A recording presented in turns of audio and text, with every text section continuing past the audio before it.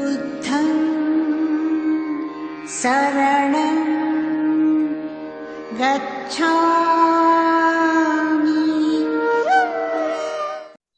So our next speaker is Honorable Professor Dr. Vivek Kumar. Professor Dr. Vivek Kumar is an Indian sociologist and public intellectual. He is a professor and chairperson at the Center of the Study of Social System, School of Social Science, Jawaharlal Nehru University, New Delhi. As a recipient of Fulbright Teachers Fellowship, he has taught in the Department of Sociology in Columbia University, New York, USA. He has been a visiting faculty in the Department of Asian and African Studies, Humboldt University, Berlin, Germany. His areas of the interest include methodology of social science, sociology of marginalized sections depend and independent Dalit political leadership, sociology of Indian diaspora, sociology of South Asia, social movements, globalization, and social changes. Professor Dr. Vivek Kumar ji is studying internal differences within Indian diaspora and its relationship with Indian democracy. So please warm welcome Professor Dr. Vivek Kumar ji. Budhai, Jai Bhim, to one and all who are all actually, listening. And first of all, let me congratulate Ambedkaraites in Japan, who have organized such a wonderful meeting across, where actually are giving a platform where people from different parts of the world can unite. And I really congratulate Dr. Sushant Godgate for also giving me this opportunity to share my views. And, he has been always a moving force in Japan. And I also participated in Ambedkar mission there in the international conference. So thank you so much, Dr. Sushant, for giving me this opportunity. So to begin with, Bhante Surya Sasai, who has just given us the direction, Professor Naoji Okoyama, if my pronunciation is fine, Sandeep Madhkarji, ADG Nagaland, and also Nobuyasan. Thank you so much for giving me this opportunity. And I have been asked to speak on, Baba Saheb Ambedkar's different shades of assertions and movement. So we all know that Baba Saheb Ambedkar was a leading light. I don't have to show these paths. But what I want to share with you is a very, very different aspect of Baba Saheb Ambedkar, because in India and even in abroad, Baba Saheb has not been understood or analyzed at a very, very different level, that is academic level. He has been only understood through caste or annihilation of caste. That is the only thing as if that Baba Saheb has written. And therefore, I think it is very important that today we are celebrating 65th Dhamma Chakra Pravartan Divas. I think as enlightened people, we should also engage with Baba Saheb Ambedkar's production of knowledge. And in Buddhism, as we say, that experience is very important. For any type of vision, or any type of views, experience become very important. So I just want to begin with this lecture by understanding that Baba Saheb Ambedkar had three very important influences. The first influence was, of course, Gautam the Buddha. The second was Kabir. And a third one was, of course, Jyotiba Phule. These were a very different experience which Baba Saheb Ambedkar incorporated in him. But Baba Saheb had 9 types of experiences throughout 65 years of his life. starting from his childhood experience to a very enlightened experience in the foreign universities, that is Columbia University and then London School of Economics and even Bonn, Babasaheb Ambedkar had a very different experience altogether. And then Babasaheb Ambedkar comes back and has experience in Baroda. And that was a very discriminatory type of experience. But when Babasaheb enters into Viceroy's Council, he had a very different type of experience. And then Babasaheb Ambedkar enters in Constituent Assembly as a common member and then becomes the drafting committee chairman. And therefore, his experiences change. Then Babasaheb Ambedkar becomes the first labor minister of the independent India. So that shows that how Babasaheb Ambedkar has been experiencing. Last but not the least, that's where actually I want to argue that he becomes a renouncer king, and Babasaheb becomes a person who basically embraces Buddhism. Some people say that no, he has come back to his own religion, which was his ancestors' religion. So I am just trying to submit to you all people that these were experiences which has constituted Babasaheb Ambedkar's thought and philosophy.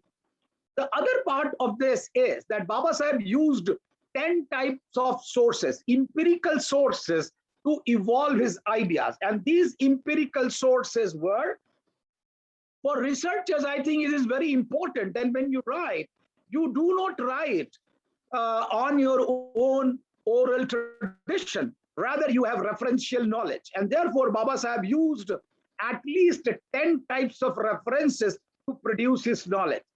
The first reference, of course, was archaeological references, then archival references, the Indological references, the references from commissions and committees report, the census report. Then he goes to paper clippings, also became a source of production of knowledge. Last, he used 6 types of encyclopedia, not one encyclopedia, but 6 types of encyclopedia to produce his knowledge.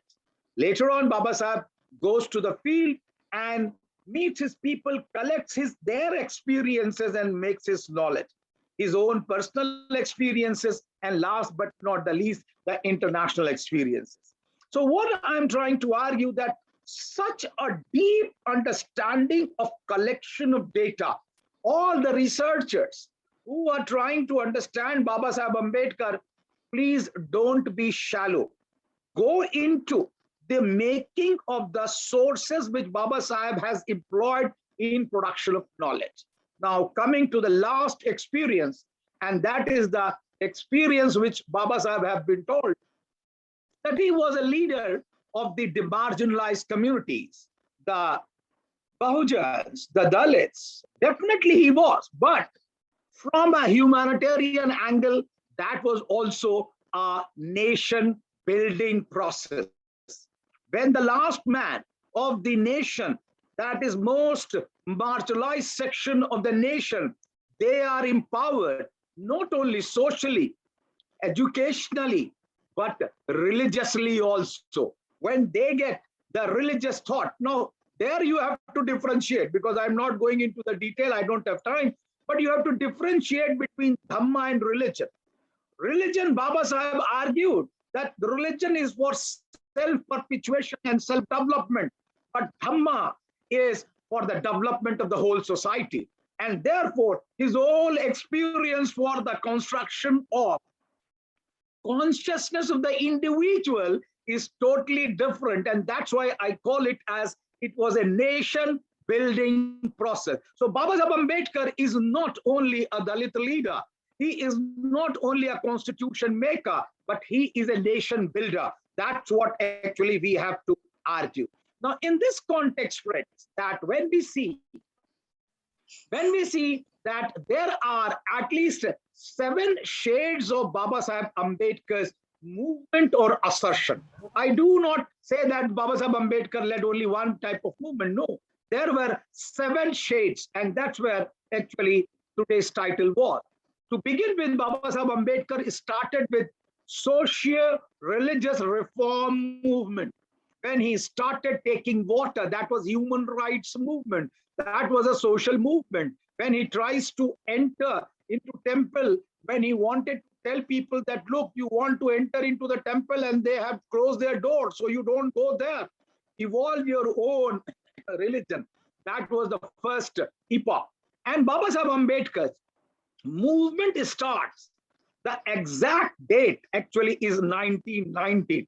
Because in 1919, Babasaheb Ambedkar for the first time represented to franchise committee or asking self-representation. And that's what the entering into the public life. That's where I always look. Though Babasaheb Ambedkar started writing in 1916, when he presented a paper in Golden Visors seminar in Columbia University. So writing business was in 1916, but his public life presentation was in 1990. And after that, Babasaheb changes his view and starts actually not only representation, but movement.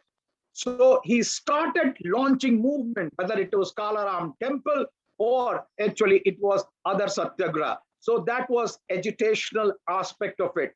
Now, from here, Babasaheb Ambedkar, from socio-religious reform movement, moves to political movement and asks for political rights and self-representation.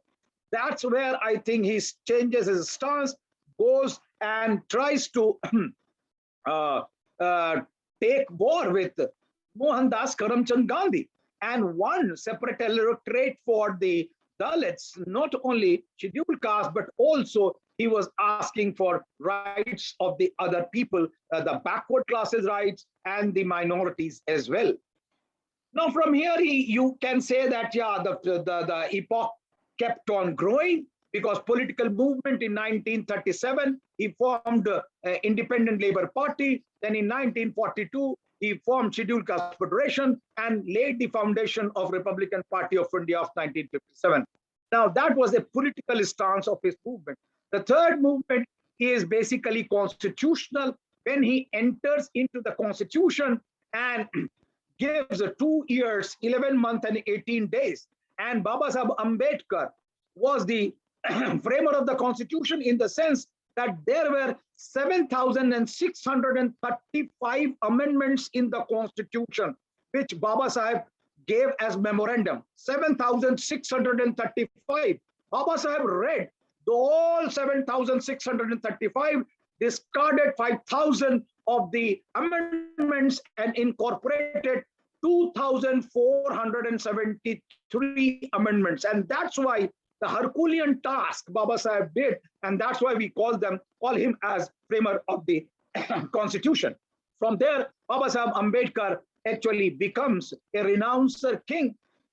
That's where actually we see that Babasaheb Ambedkar embraces Buddhism, not only raises Buddhism, but he goes and he also participates in Buddhist conferences, whether it was in Nepal or in Colombo, and then comes and starts writing Buddhism. So Buddha, and before that he had written Karl Marx or Buddha. So Babasaheb Ambedkar's understanding to embracing Buddhism was not shallow, was not only uninformed, rather it was deeply informed. And these actually, the social-religious reform movement, the political movement, the constitutional and religious can be seen by people. But Babasaheb Ambedkar's fifth contribution comes into the formation of media.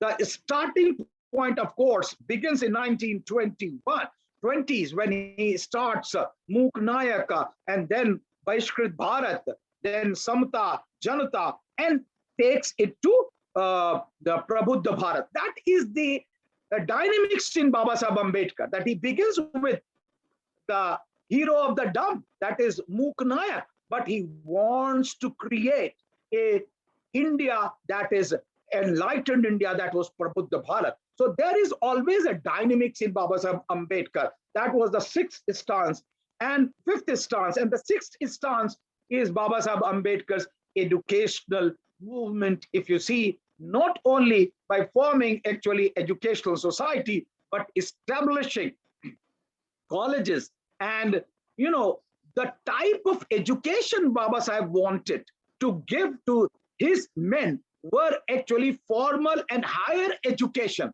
Today's government is talking about vocational education. Baba Sahib was not for having vocational education. Rather, he wanted to go ahead with the higher education of science and, social sciences. And that's why he introduced in the last but not the least, friends, the nation building process. The Baba Sahib Ambedkar process of nation building, how nation will be built. Nation will be built by self-representation of the people.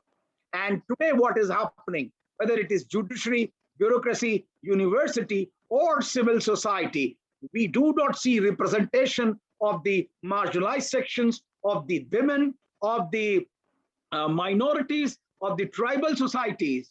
And that's where Baba Sahib was so categorical that a nation will be built only by self-representation of the people of the society. At least self-representation should be in the percentage of the population of that society in the society. And that's where nation will be emerging. It was not only a sentimental idea, and specifically, friends, when we see empowerment of women, I think that was very, very close to his heart.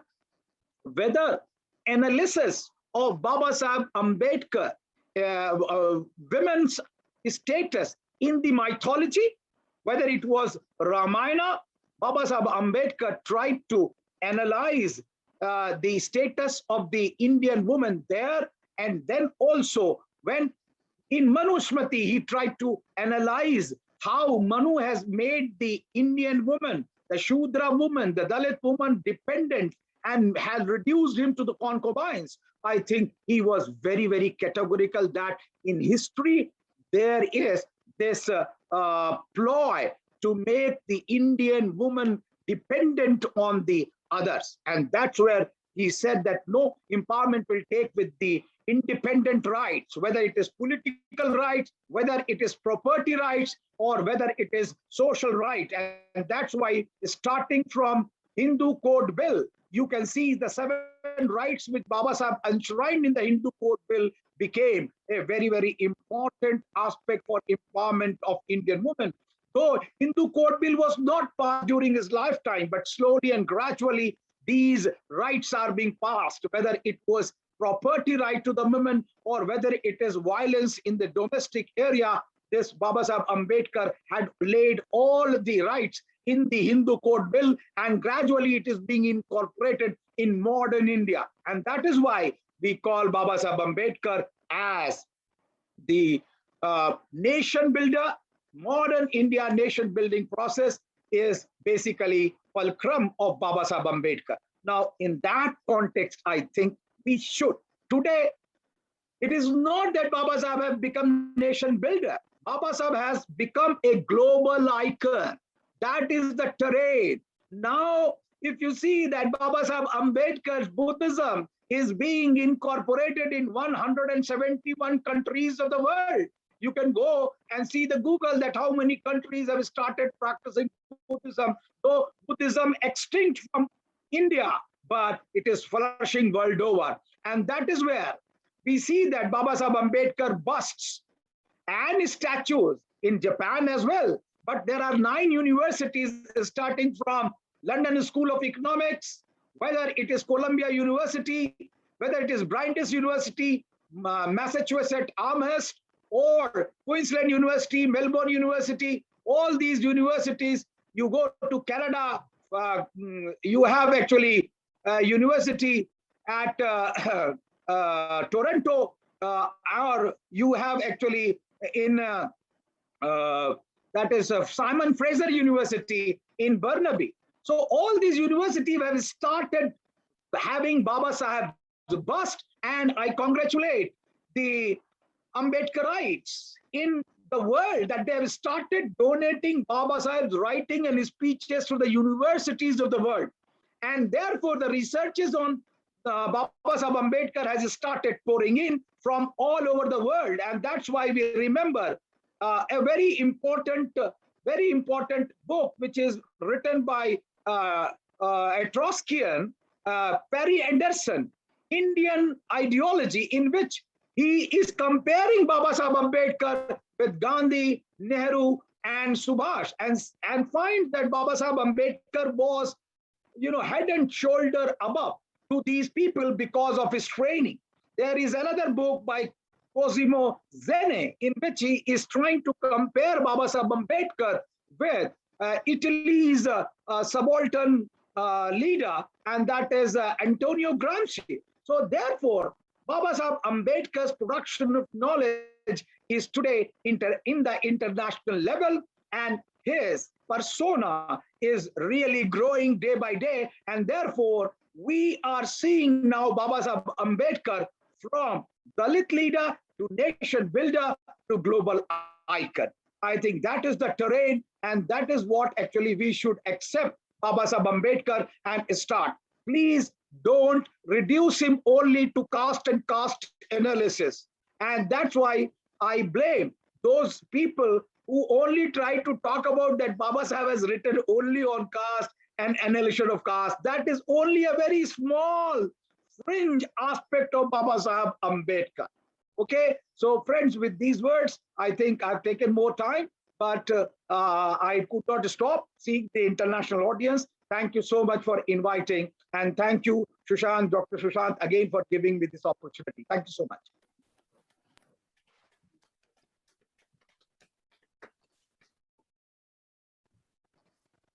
Hello. Thank you so much, Professor Dr. Vivek Kumar ji.